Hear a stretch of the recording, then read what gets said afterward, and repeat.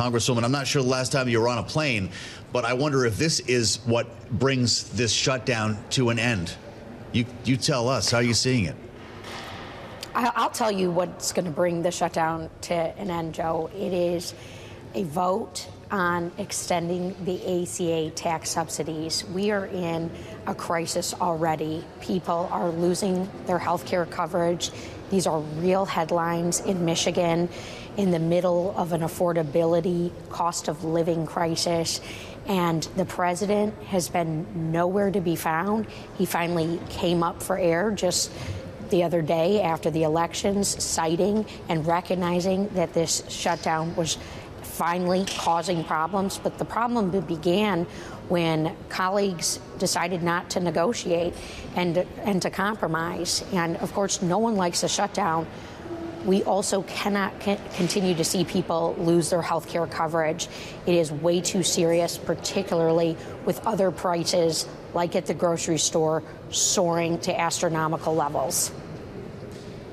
Congresswoman, just for clarity here, would you advise your Democratic colleagues in the Senate to get on board with a plan for a vote on an extension of those ACA subsidies, as you were saying, but for that to happen after the government reopens, or does this all have to come together before that ultimate vote to reopen the government takes place?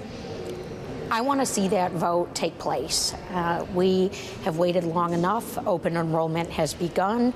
Headlines in Michigan right now are talking about how people are going to be losing their coverage, how our insurers cannot be saddled right now with these cost realities, and people are logging in to sign up for open enrollment, and it's a 145% increase. We're also going to have to do some work to go back and address what has taken place for this first week during open enrollment. So that's why I feel very strongly about a vote on the ACA subsidies. And frankly, it's a reminder about who's addressing these cost issues. I've got a bill to lower the cost of food. It's called No Tariffs on Groceries Act, because I know that we've got $1.3 trillion of credit card debt in our country. People are putting that grocery bill on a credit card and paying it off on interest. We got to do everything we can to address this cost of living, of affordability nightmare for the American people and for my Michiganders. Yeah. Congresswoman, just to understand then, does the deal to bring a vote to the floor unlock the CR, or do you need a deal with details on an extension, the timeline, and what collars might come with that? I guess the question is a vote good enough?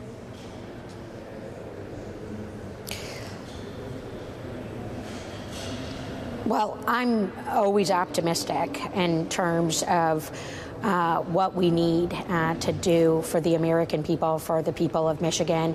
It'd be absolutely incredible to be very comprehensive. The bigger we can go in terms of keeping people covered at an affordable rate, the better. And look, folks have been negotiating. We have been waiting for a long time. And certainly this wasn't a surprise in this moment that this was going to come to a head. And so if we see a vote come down, that's a step in the positive direction to keeping people covered and on their health care. Got it. Is there any talk on how long this extension would be? I was on Capitol Hill yesterday. I heard it seems like there seems to be a plan coalescing around 2 years. Is there a certain point in time that you are looking for specifically that would make that deal sweet enough to get on board with the broader plan? Yeah, I think a 2-year deal has a lot of promise, particularly because we don't have to go back to the drawing board immediately. We can continue to keep people covered, to keep costs low, to address a real reality for hardworking people. I'll tell you, when I'm in Michigan, this is readily on everyone's mind.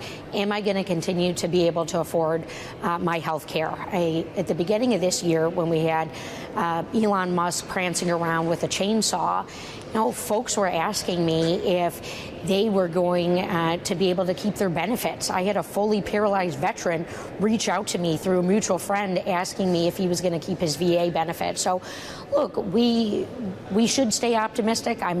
Maybe that's the Michigan way, but this has been a tough moment, and this has been unnecessary for the president to be missing in action during this painful period for the American people. Health care is life for people. This is very necessary for us to address the costs and to increase access. Your former Speaker of the House, Nancy Pelosi, has announced her intention to retire, Congresswoman. I'm guessing that didn't come as a surprise to you, as it didn't come as a surprise to many, but it's starting a conversation about not only the legacy of Nancy Pelosi, but the stylings of Hakeem Jeffries. And I'm wondering if you see a different approach in your Democratic leader now in the House, and how that might help to bring this shutdown to a close. Well, during my 4 terms in Congress so far, I will tell you I have been very pleased to work alongside Democratic leadership to bring forward the voice of Michigan's economy, Michigan's manufacturers, our manufacturing workforce. Speaker Pelosi will certainly remember me writing her a letter a week encouraging us to pass the CHIPS and Science Act. I'd send her messages along those lines because I knew how important addressing the supply chain disruptions for our manufacturing economy in Michigan were. And to see that get done was a thing of beauty. And it's the same type of relationship that I maintain with our current Democratic leadership, that I bring the voice and the need of Michiganders forward and what is going to strengthen and grow our economy. And I'll tell you right now, that is not something that we are getting from the Trump administration and their erratic shoot-by-the-hip tariffs. We have parts of Michigan that have some of the fastest growing unemployment in the union. I lost 450 jobs in my district just the other week that were manufacturing focused, that were innovation focused. It's not acceptable. We're losing investment. So we need proven industrial policy, and that's what I'm going to work on every chance I can get to deliver for the people of Michigan and our incredible best-in-class workforce.